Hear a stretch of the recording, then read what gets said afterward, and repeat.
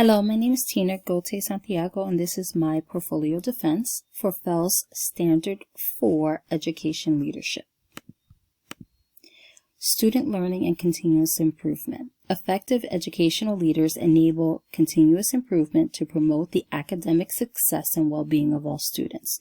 School leaders support this improvement process through use of testing data, weekly collaborations with multidisciplinary teams, and structured planning. It enables the identification of instructional gaps and patterns in performance. It supports the implementation of evidence-based interventions and enrichment programs. This includes the RTI MTSS supports, small group instruction, literacy coaching, and math labs. This helps to prioritize professional development in high-need instructional areas. Therefore, in the school that I'm working, the goal for 2024-2025 included increasing student achievement in both literacy and math by 3%, with focus on students moving into meeting expectations on benchmark and summative assessments, aligning with the school's commitment to high standards, equity, and continuous improvement. Through specific strategic methods, the staff will implement and monitor systems that promote high expectations for academic growth.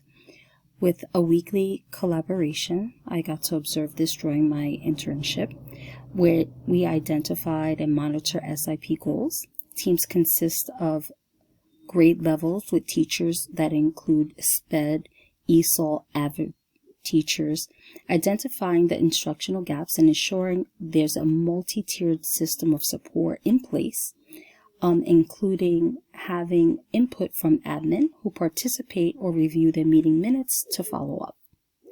In addition, the targeted support that's developed during the focus collaborations targets students that perform below proficiency and identify interventions and allocate the resources aiming to help raise performance across the grades. Florida educator accomplishment practices.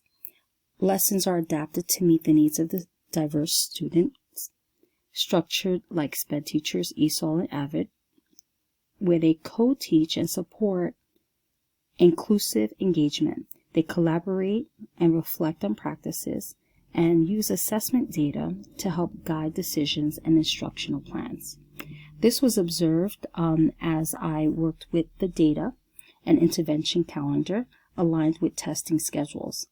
We participated in observing the MTSS meetings, ensuring timely reporting, where I got to review the meeting minutes and then follow up with either emails or questioning the teachers on some of their goals or what their achievements, celebrating them. Meeting minutes tracked interventions in progress. Weekly check-ins is done by the administrators, so some meetings they'll participate in, others they'll just follow up. And then ensuring the timely reporting and documenting. So after every meeting, they reflect on what they have discussed and ensure that they set goals for the next meeting ahead of time.